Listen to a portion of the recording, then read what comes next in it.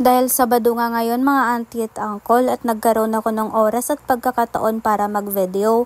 Minsan kasi talaga pag Monday to Friday, may mga gawain talaga na mga kailangan kong unahin like katulad ng mga gawain ko sa school dahil nga graduating ako. So dahil nga Sabado ngayon, nagkaroon ako ng oras para mag-record or mag-vlog ng ganito. Kahit na 2 minutes lang ito mga auntie at uncle, sana panoorin nyo dahil ito na yung last na pag-upload ko na meron akong buhok sa kilikili.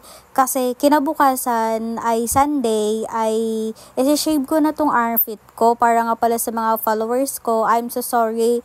Pero wag kayong mag-alala dahil naman ay graduating ako at meron kaming pictorial. So kailangan talaga nakatube yung damit namin. So papahubarin kasi kami doon ng mga photographer. So nakakahiya naman doon sa mga professor na andon. Kaya mga auntie at uncle, sa pagkakataon na to, isi-shave ko na to bukas tong armpit ko. So, I'm so sorry na lang talaga. Pero tutubo naman to. Mabilis lang tong tumubo tong armpit ko. Maniwala kayo, last ko na to na pag-aahit. Sabi ko naman sa inyo, pag may mga event talaga ako na pupuntahan, inaahit ko naman to para disente naman tayo tingnan.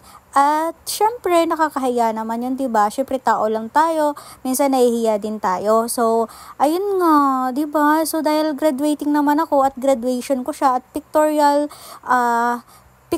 ko siya bukas tuloy sa Monday. So let's go, isi-shave ko na to bukas. So ayan, magkantasawa muna kayo manood ngayon. So bye na sa aking armpit. Alo.